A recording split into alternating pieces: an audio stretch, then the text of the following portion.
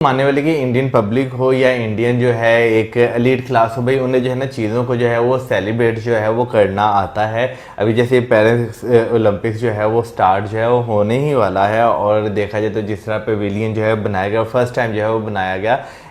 India basically अपने players को और नेशनल हीरोज को इम्पोर्टेंस देता है। क्या बात है, क्या वो खूबसूरत बात बेनिफिट है। देता है। वो उनको पता है कि इंडिया को ये बंदा, ये लड़की, ये लड़का प्रेजेंट कर रहे हैं, बिल्कुल। तो हमें भी उतना ही उसको देना चाहिए। इससे पहले जो है मैंने इंडिया पवेलियन देखा था दुबई में, खुद जाकर नहीं, यहीं पे बैठकर जो है वो देखा था। लेकिन जो है ना मेरा ख्याल है कि छोटे छोटे स्टेप्स जो होते हैं ना, ये आपका विजन बहुत क्लियर करवाते हैं। India house.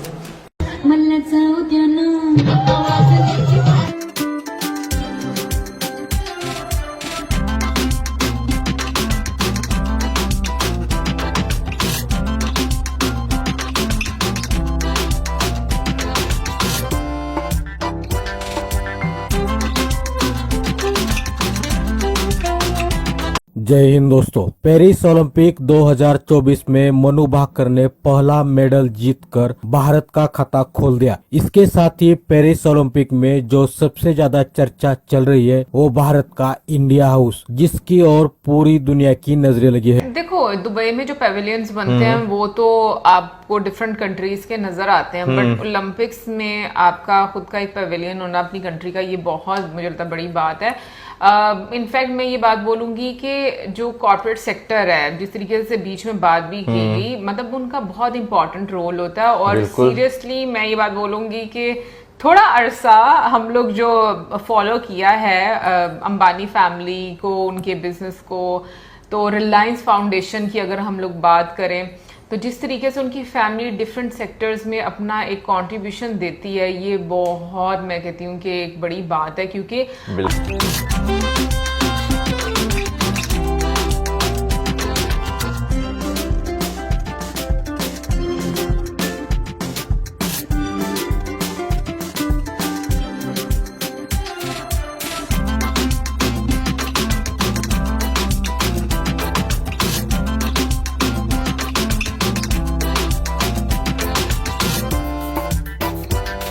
नर्स हूँ। अच्छा, ठीक हो गया। आपने खुद कितनी शादियां की और कितने बच्चे हैं? मैं तो 2 शादियाँ की और 12 बच्चे हैं माशाल्लाह। अभी प्लानिंग है मजीद प्लानिंग है। हमें इंडिया से सीखना चाहिए। उनके विमेन ओलंपिक्स में मेडल जीत रही हैं और हम अपनी विमेन से क्या सर्विसेज ले रहे हैं? नहीं, हमने तो बहुत कंट्रीब्यूशन किया था। किसमें? ये हर चीज में हमने कंट्रीब्यूशन, देखो बच्चों में, मतलब हमने कितना कंट्रीब्यूशन किया। ये भी एक बड़ा कंट्रीब्यूशन है ना, बच्चे पैदा करना। हाँ, बच्चे पैदा करना।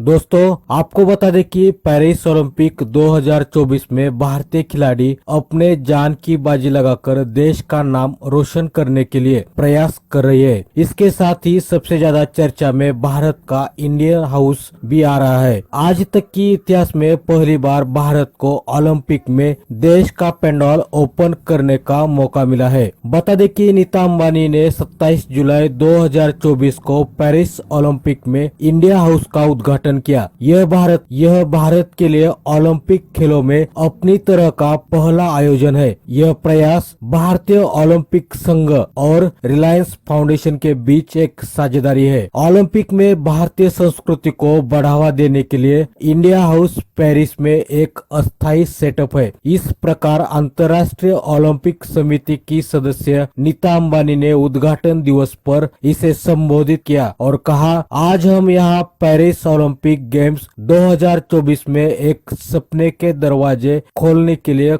एकत्र हुए हैं। एक सपना जो 1.4 अरब भारतीयों का है। भारत को ओलंपिक में लाना एक सपना है और ओलंपिक को भारत में लाना हमारा साझा सपना है। इंडिया हाउस कई अतिथि गृहों में से एक है जो भाग लेने वाले देशों या ब्रांड से संबंधित है, जिसे ओलंपिक गेम्स के पास स्थापित किया गया है। यह भारतीय वास्तुकला और कलात्मक रूपांकनों का उत्तम नमूना है। इसमें भारतीय संगीत, भारतीय फूड, भारतीय कल्चर और भारत की संस्कृति का अद्भुत नमूना पेश करता है। इंडिया हाउस के प्रवेश द्वार को शाही हाथी, बाघ और मोरों से सजाया गया है। पूरे स्थान को भारत के एथलीटों और कई अन्य दिग्गज व्यक्तियों की तस्वीरों से सजाया है। अब देखो, वो कंट्री को पुश कर रही है हाँ। गवर्नमेंट के साथ मिलकर एक इंटरनेशनल प्लेटफॉर्म पर लेकर जाकर वो मतलब रिप्रेजेंट करना और एक सॉफ्ट इमेज जो है वो बनाना। तो मुझे ये चीज़ बहुत अच्छी लगती है अंबानी फैमिली की कि उनका कंट्रीब्यूशन जो है वो बहुत डिफरेंट लेवल पर आपको नज़र आता है। इवन के मैं ये बोलूँगी कि जिस तरीके से नीता जी ने बीच में मतलब उन्हीं की फाउंडेशन की जो एथलीट है जो कि अब ओलंपिक्स में है और वो इंडिया की पहली महिला बनी, तो मतलब ये एक बहुत ही गर्व की बात होती है कि सॉरी गर्व की बात होती है, मैं थोड़ा सा गर्व आपने कह दिया, बोल दिया, हाँ गर्व की बात होती है कि एक हम्बल बैकग्राउंड से मतलब किसी ऐसे इंसान का आना, स्पेशली महिलाओं को लेकर मैं इसलिए बात कर रही हूँ क्योंकि विमेन एम्पावरमेंट बहुत ज़्यादा ज़रूरी है। और मुझे लगता है कि बहुत टाइम से जो हमारा रीजन है, स्पेशली पाकिस्तान की बात करूंगी तो वहां पर तो अभी भी बहुत ज़्यादा लैक करता है, लेकिन अगर हम इंडिया की बात करें तो काफ़ी लंबे अरसे से आप ये देखो कि जो महिलाएं हैं उन्होंने बहुत अहम भूमिकाएं जो है वो निभाई हैं। और मैं कहूँगी कि आज इंडिया की जो इकोनॉमी है या इंडिया प्रोग्रेस कर रहा है तो कहीं ना कहीं पर ये भी एक बहुत बड़ा फैक्टर है कि महिलाओं को एक बहुत इम्पॉर्टेंट रोल जो है वो उसका एक्नॉलेज किया गया है। वुमेन एम्पावरमेंट को बहुत ज़्यादा इम्पोर्टेंस दी गई है क्योंकि इस चीज़ के बगैर आप कभी भी ग्रो नहीं कर सकते। और जिन कंट्रीज ने इन चीज़ों को एक्नॉलेज किया है आप देखो कि उनका जो प्रोग्रेस का लेवल है वो कोई और ही लेवल आपको नजर आता है। यार उसके साथ साथ एक और चीज़ है ना कि भाई पावर का जो है ना वो डिसेंट्रलाइज होना जो है ना वो बहुत ज़्यादा ज़रूरी है। और वो आपको जो है ना एक चीज़ जो है वो नज़र आती है, ठीक है यार जो है आपको थोड़ा बहुत इश्यूज जो है वो देखने को हर जगह मिलते हैं दुनिया की किसी कंट्री में, जिसे आप परफेक्ट कंट्री भी कहेंगे ना वहाँ पे भी आपको जो है ना इश्यूज जो है वो देखने को मिलते हैं। लेकिन मेन चीज़ ये थी कि भाई आप पावर जो है ना खाली अपने तक नहीं रख रहे कि भाई हर चीज़ को मैं होल्ड करके बैठ जाऊँ, ये काम भी मैं करूँ, ये काम भी मैं करूँ, ये काम भी मैं करूँ। आपको जो है ना वो चीज़ नज़र आती है इंडियन गवर्नमेंट में भी और वहाँ के नेता में भी कि वो जो है ना चीज़ों को डिस्ट्रीब्यूट करने की जो है ना वो कोशिश कर रहे हैं कि भाई जो पावर जो है ना वो नीचे तक जाए। और नहीं वैसे मैं एक बात बोलूं, अगर जैसे हम लोग हिस्ट्री उठाकर देख लें मतलब इंडियन गवर्नमेंट की, तो जैसे हम लोग इंदिरा गांधी जी नर्स हूँ। अच्छा ठीक हो गया। आपने खुद कितनी शादियां की और कितने बच्चे हैं? मैं तो 2 शादियाँ की और 12 बच्चे हैं माशाल्लाह। अभी प्लानिंग है मजीद प्लानिंग है। हमें इंडिया से सीखना चाहिए, उनके विमेन ओलंपिक्स में मेडल जीत रही हैं और हम अपनी विमेन से क्या सर्विसेज ले रहे हैं? नहीं हमने तो बहुत कंट्रीब्यूशन किया था। किसमें?